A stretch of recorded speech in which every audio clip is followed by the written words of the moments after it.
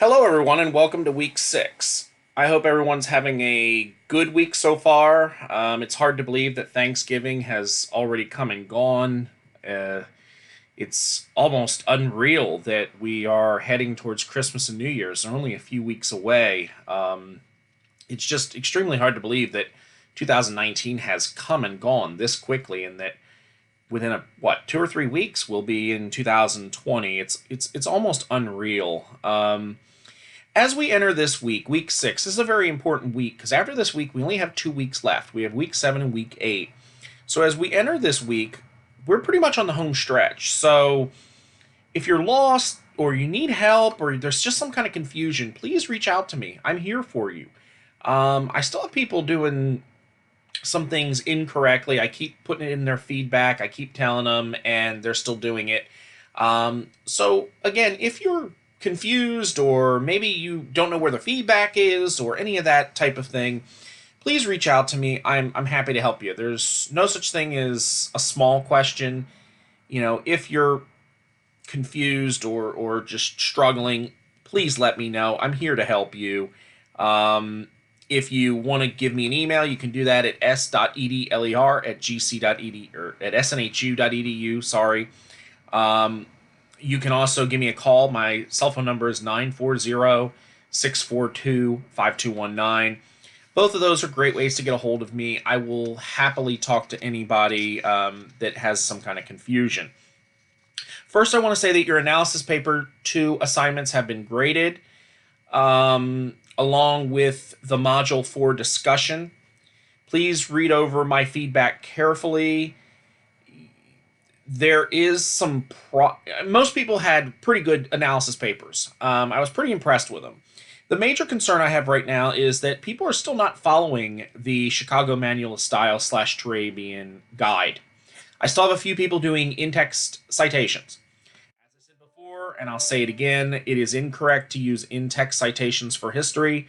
We use the notes bibliography format of the Chicago Manual of Style.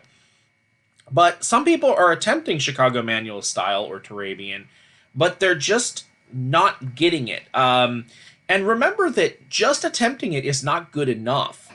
You have to do it right. I keep telling students that sometimes it's not just what you say, it's how you say it. And with the citations, that's kind of the same way. A lot of readers will, especially if you're someone like me, if I'm reading a history book and I'm reading and looking, and I see that the citations are off, they're making mistakes in the citations. A lot of times I say to myself, what else are they making mistakes on? It really hurts their credibility when you're sloppy with the formatting or sloppy with the guide that you're supposed to be using. So what I'm going to do this week is, for those people who are struggling, I'm going to edit your papers. I'm going to send them back to you through email and show you what you're doing wrong and how to fix it so that you can get this kind of cleaned up. And obviously, if you look over it and you have questions or concerns, again, please feel free to reach out to me.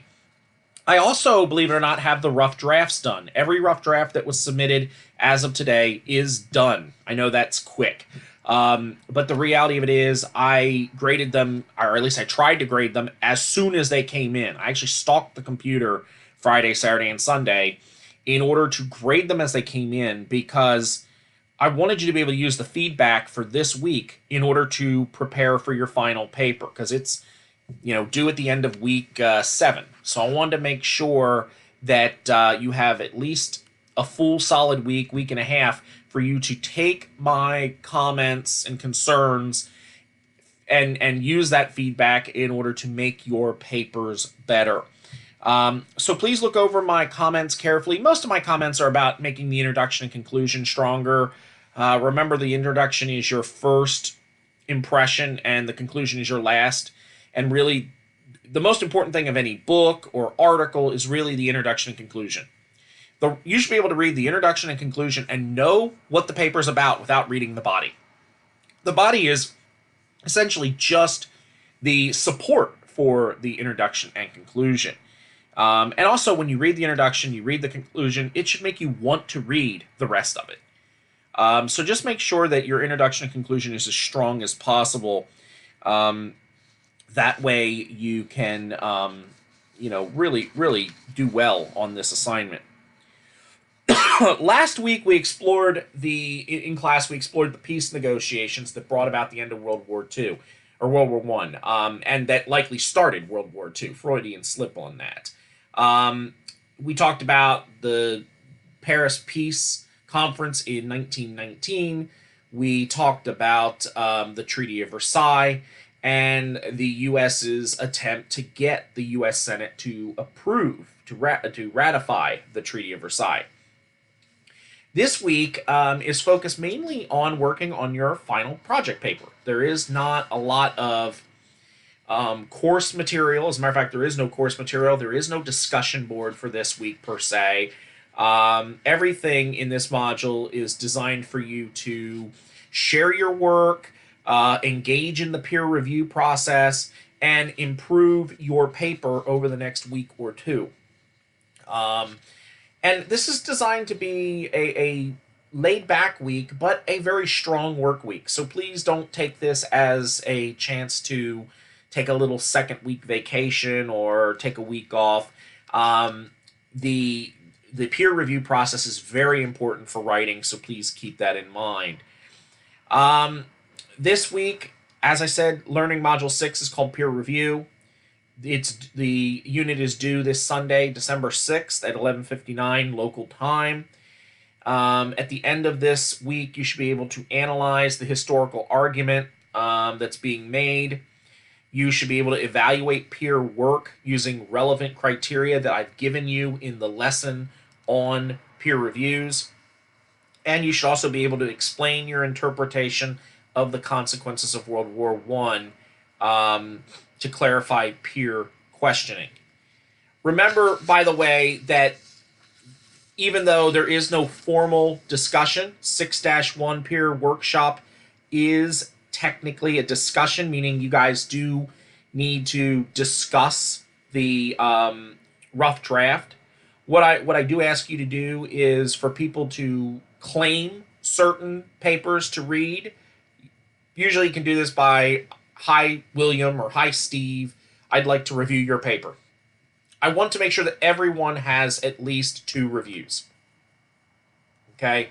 You are required yourself. Each student is required to do 2 peer reviews. I want to make sure that each student has 2 peer reviews. Okay? So if you see that 2 people are already reviewing a paper, move on to the next person. Okay? The first 2 people to say, "I want to do the peer review on that person," will be the ones to do the peer review. Move on to someone else and make sure that everyone else gets a peer review. Make sure you attach a copy of your rough draft. It can be the one you provided to me, or if you have a copy that's a little more polished or a little bit more finished, you can post that as well. Make sure you post that directly into the text box. You can do it as a file attachment, or you can just copy and paste the whole paper into the text box. I really don't care how you do it, as long as it's available for your readers to read. Please make sure that it's in Microsoft Word document format, .doc or .docx. No Pages or any other file that is not accessible to Brightspace or to your classmates. Now, some of you might say, "Well, I use Pages, Apple's very big." Yes, I understand, but Pages doesn't work in Brightspace. So if you're typing in Pages, that's fine. Just save as a .doc or .docx file and you'll be fine. I'm not asking you to buy a new program. I'm just asking you to save it a certain way. Remember, when it comes to the week 5, the international cooperation and conflict assignments, even though they were due yesterday at 11:59 local time, you still, under the COCE late policy, have the right to turn them in up to this week, Sunday, December 8th. There will be a 10% penalty for lateness, but at least some points or most points are better than nothing. If for some reason you have an issue where I have agreed to waive the late penalty, maybe because of some kind of hospitalization or illness, I have said over and over again to students, you must put that in the assignment comment box. Okay? I will tell students all the time, yes, you're approved. Go ahead and I'll waive the penalty. but please put it in the box so that I know. Without that, then I have to go hunt through my emails to find whether or not we had a conversation about it. So please just go ahead and put that in the comment box for me and help me out with that. Okay, well, if there's any questions, please reach out to me either by phone or email. I'm happy to talk to you about it. Remember that there is the assignment guidelines and rubric that are available to you to help answer any questions you may have. And if you have any other problems or concerns, just get a hold of me. If not, have a great week 6, and we will see you at week 7. Bye, guys. Have a great day.